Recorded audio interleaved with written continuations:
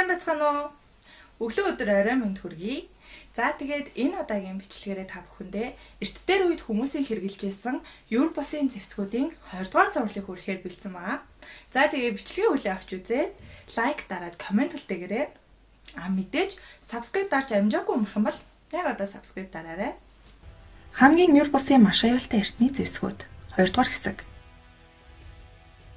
Хүн төрөлхтний амьтнаас ялгарах гол онцлог нь оюун ухаанд сэтгэн бодох чадвар байдаг учраас өрсөлдөх чадвар нь илүү хөгжсөн байдаг. Тиймээс ч эрт дээр үеэс дайснаа дараах олон төрлийн арга залыг зохиосоор иржээ. Аль ч үед цэргийн зэвсэглэл технологи нь хүн төрөлхтний хөгжил дэвшлийг түрэгдэх далд хөшөөрөг болж байв. Грек гал. Дундад зууны үед Византийн оршин суугчид Тэнгисийн дайн тулааны зэвсэг болгон энэхүү грек гал хэмээх шатамхай холцтой химийн бодисыг хэрэглэдэг байжээ. Византийн хүмүүс нууцлаг найрлага бүхий энэ шингэнийг дайсны цэргүүд рүү цацаж дайснууд галдан шатдаг байсан гэдэг. Грек галыг ашиглахдаа маш их дуу чимээ гаргадаг шингэн холомгийг Зисифоноор турагдаг байжээ. Шингэний гадагшлуулах хүчийг бий болгохын тулд шахсан агаарыг ашигладаг байв. Сифон холцыг хамгийн ихдээ 25-аас 30 м хол турагдаг байжээ. Иймээс анх энэ зэвсгийг далаа дээрх дайны үед модон хөлөг онгоцны эсрэг ашигладаг байсан гэдэг. Хачирхалтай нь грек галыг унтраах юу ч байдаггүй байв. Тэрч бүхэл энэ холмог зөвхөн хөлөг онгоцыг шатаага зогсохгүй, усан дээр ч шатсаар байдаг байжээ. Шингэн усанд часах чадвартай байсан тул Тэнгисийн үст шатаж байгаа зэргүүдийг аварч чаддаггүй байв. Харин галыг унтраахын тулд цууны хүчил эсвэл шээс цацах ёстой байжээ. Гэвч тэр бүр гал унтраах хэрэгсэл гар дор байж таардаггүй байсан нь харамсалтай. Грек галын жорыг чандлан нууцалж зөвхөн итгэмжлэгдсэн хүнд дамжуулдаг байсан тул он цагийн ирэхээр энэ нууцыг мэддэг хүн үлдээгүй бөгөөд жорын нууц ч задраагүй гэдэг. Цацрагийн зэвсэг. Манай эртний өмнөх 212 онд таалал төгссөн эртний грекийн сууд эрдэмтэн Архимед Персүүдийн усан флотыг шатаах чадал бүхий цацрагийн зэвсэг боловсруулж байсан тухай түүхэн баримт байдаг. Энэ нь нарны долгионыг ойлгодог хүрлээр хийсэн бамбай байжээ. Хадуурт хөсөг тэрэг. Энэ зэвсэг нь хөсөг тэрэгний дугуйны тал бүрт 1 м хэрийн урттай хөндлөн байрлуулсан хадуур сэлэм зэргээс бүрдэнэ. Грекийн командлагч Ксенофонт энэ аюулт зэвсгийн тухай хэвтэйгээр нь байрлуулсан маш хурц үзүүртэй нарийн хадуур байсан. Мөн жолоодөгчийн суудал доор нь хүртэл газар руу чиглэсэн хадуурнууд байсан хэмээн өгүүлсэн байдаг. Энэ зэвсгийг ихэвчлэн дайсан руу давтлахдаа хамгийн урд игнэнд байрлуулдаг байв. Хадууртай дугуйт хөсөг тэрэгний гол үүрэг нь явган цэргүүдийн эгнийг устгахад чиглэдэг байжээ. Мөн энэ хөнөөлт зэвсэг дайсны бие махбодыг гэмтээгээ зогсохгүй, сэтгэл санаанд нь хүн дээр нөлөөлдөг байжээ. Тонфа. Тонфа нь эртний Японы Окинавагийн зодооны урлагийн хамгийн алдартай тулалдааны зэвсэг юм. 13 дугаар зууны үед Окинава арлынхан Японы удирдлагын эсрэг тэмцэж байх үедээ огт зэвсэггүй байсан гэдэг. Харин нутгийн иргэд байгаа зүйлээ ашигтайгаар ашиглаж сурчээ. Тухайн үед хэрэглэж байсан зэвсгүүдийн хамгийн алдартай нь тонфа байсан бөгөөд энэ нь сава мод байсан юм. Сава модоор өрсөлдөгчийнхээ толгой руу цохиж гэмтээхэд их боломжтой байжээ. Энэ сава мод нь уртынхаа 3/1 хэмжээтэй залгагдсан перпендикуляр бариултай. Ойролцоогоор 380-аас 510 мм урттай бөгөөд царс модоор хийдэг байжээ. Тонфа нь Окинавагийн зодооны урлагтай холбоотой байдаг боловч гарал үүсэл нь маш их маргаантай байдаг. Зүүн өмнөд Аз, Индонез, Таиландаас гарал үүсэлтэй гэж үздэг боловч Хятадаас гаралтай гэх нь бий. Зарим судлаачид тонфаг эртний тариачдын ашигладаг байсан чулуун термийн бариулаас үүдэлтэй гэдэг. Орчин үед хууль сахиулах байгууллага хамгаалалтын албадууд тонфагаас гаралтай зэвсэг болох боройхог хамгаалах хэрэгсэл болгон ашигладаг. Хөгжим тоглох. Дайснаа зөвхөн ямар нэгэн хурц мэс үхлийн зэвсгээр биш, харин сэтгэл санааны байдлаар ч дарж эсвэл дэврэгэж болдог. Үүнийг хийх хамгийн шилдэг арга гол зэвсэг нь хөгжим юм. Учир нь хөгжмийг Библийн үеэс эхлэн хүний сэтгэл санаанд нөлөөлөх зорилгоор ашиглаж байсан түүхтэй.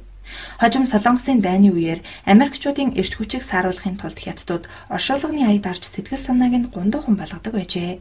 Харин Германчууд эсрэгээрээ дайчдынхаа сэтгэл санааг сэргээх зорилгоор хөгжмийг ашигладаг байсан гэдэг. Халуун элсэн чихэр. Халаасан элсэн чихэр нь бүхий л зүйлд сайн алдаж барьцалддаг. Тэгвэл халаасан элсэн чихэр арсанд наалдвал юу болохыг төсөөлөхөд бэрх. 17 дугаар зууны үед элсэн чихрийг зэвсэг болгон ашигладаг байжээ. Харин орчин үед халуун элсэн чихрийг хорих газруудад зодооныг зогсоохын тулд ашигладаг байна. Шатаж буй гахай. Өмнөд Африкийн генерал Ганнибал болон бусад Африкийн болон энэтхэгийн цэргийн удирдлагууд дайснаа дарахын тулд зааныг ашигладаг байжээ. Зааны нуруунд дээр гэрэл асахад л хэн төрүүлэх нь тодорхой болдог байв.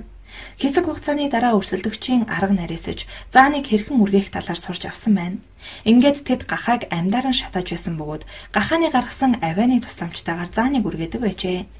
Хэдийгээр ийм үйл ажиллагаа хүн бүрийг айлгах боловч ромчуудын хувьд ялалтын баяраа тэмдэглэхийн хажуугаар гахаан шарсан мөх зооглох боломжтой болж байсан байна. Амьд тесрэх бөмбөг 16-аас 17 дугаар зууны үед Европууд муурыг зэвсэг болгон ашигладаг байжээ. Тэд мууран дээр дэлбэлэгч байдас ууж явуулдаг байсан байна.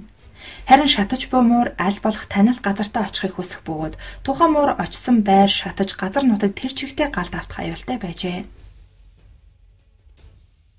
Бугуул дүүгүүр Эртний монголчуудад жад сэлэм номсон зэрэгээс гадна бугуул дүүгүүр ташуурн хүртэл байлдааны зэвсэг болдог байв. Монголчууд байлдааны талбарт дайсны цэргийг бугуулдан авч чирэн одох нь ердийн үзэгдэл байжээ. Энэ уламжлал бүр хожим болтол алдагдаагүй хэвээр байсан юм. 1814 онд Парисын нэгэн бомбыг дайлар морцсон Оросын армийн бүрэлдэхүүнд байсан халмаг цэргийн 2 дугаар хорооныхон бугуул хэрэглэж Франц цэргүүдийг цаламдан аваачж байсан нь Францчуудыг ихэд сочроож үүмийн сандрaan тарьж байсан гэдэг. Ямар ч ойрын зайн тулалдааны үед монголчуудын бугуул яг л орчин цагийн мэрэгэн буучин сум мэт дайсны этгээдийг цаламдах чадвартай байсан бөгөөд бугуулдуулж хүлүүлсэн ямар ч баатарээр өргөдөлтөй нэгэн болж хувирдаг байжээ. Мөн монголчууд дүүгүүрийг байлдаанд мөн гарамгаа ашигладаг байсан гэдэг. Дүүгүүрийг гол зэвсгийнхээ нэгэн болгож байсан уламжлалтай дүүгүүр хэмээх овогтон одоо ч байдаг. Цаашилбал дундад эртний монгол цэргүүд ташуур мэтийн дэлдэх занчих зэвсгийг өргөн дэлгэр хэрэглэж байжээ.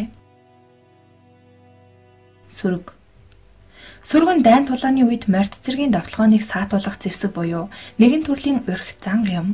Сүргийг 4 үзүр бүхий өргөс хэлбэртэйг төмрөөр хийдэг. Энэ аюулт зангыг яаж шидсэн 4 хурц өргөсийнх нь аль нэг үзүр нь заавал дээшээ харж ундаг учраас агт мордын туурайд шигдэж цааш явах боломжгүй болгодог байв. Эртний цэрэг аримд хамгийн гол давуу тал нь морин цэрэг бөгөөд монголчуудын энэ зэвсгийн эсрэг ямар ч айрам явгарч хоцордог байжээ.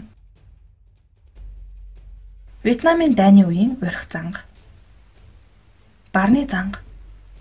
Барны занга хэмээх нэртэй энэ урхинд тайван алхаж яваа ямар ч хүн орох аюултай. Олон Америк цэргийн амийг маш удаанаар залхисан энэ занганд орсон хамгийн азтай хүн л тэр дорой өхнө. Харин ихэнх нь маш удаан таржилж зангнаас гарахаар оролдох цэргүүд бусад дайчин нөхдийнхөө зүрхийг өхүүлдэг байжээ. Вьетнамын сүвнэр хэмээх нэртэй арай илүү хүнлэг занга байдаг. Нэмгэн навч өсгөнөр халахулсан үл анзаарагдах энэ нүхэнд хөлөө оруулсан хүн маш хүнд гэмтдэг. Энэхүү занганы хадаасан дээр гიშгсэн хүн л хамгийн азтай бөгөөд улаа цаалаад л өнгөрнө. Цэргүүд ихэвчлэн голдон гიშгдэг байжээ. Энэ занганы золиос босон нэг ч цэрэг амиа алдаагүй боловч бүгд л хөлөө тайруулдаг нь бичигдээгүй хууль байв. Ерөнхийдөө эдгээр занганы нэг нийтлэг зорилго нь хохирогчоо гэмтээхээс гадна байрнаас нь хөдөлгөхгүй байлгах явдал юм. Цаг сэмэх энэ зангыг ихэвчлэн их шивүү будааны талбай, аль эсвэл голын эрэг хавийн гүйхэн усан донд тавьдаг байжээ. Энэ мэтчлэн биеийн жингэн ашиглан дайсандаа хүнд бэртэл учруулахаас гадна газар дээр нь цааш харуулах зорилготой олон занганууд байжээ. Эдгээр урхинд орсон цэргүүд биеийн жингээрээ доошосоор нэг их бодлогүй бие сэжүүлэн өгдөг байв.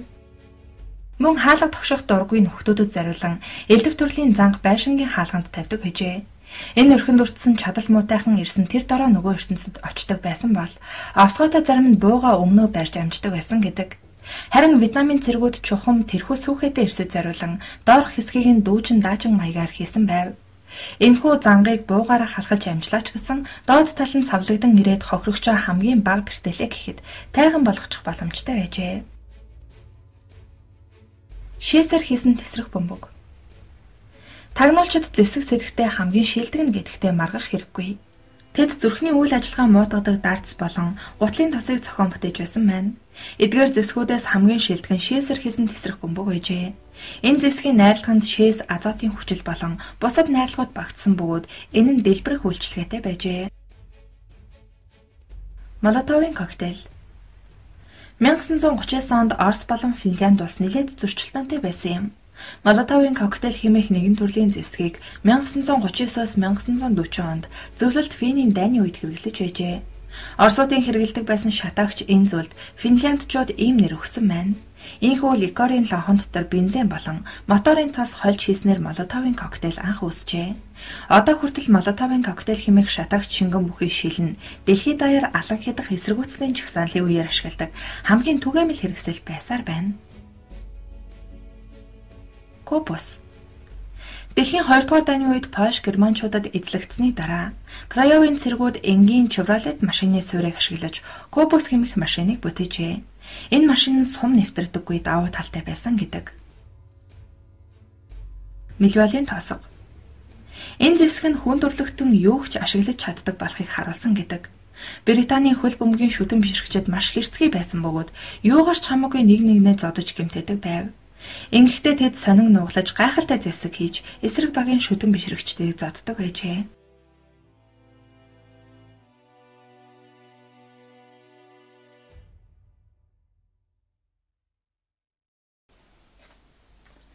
Дараагийн бичлэгээр уулзлаа. Түр баяртай.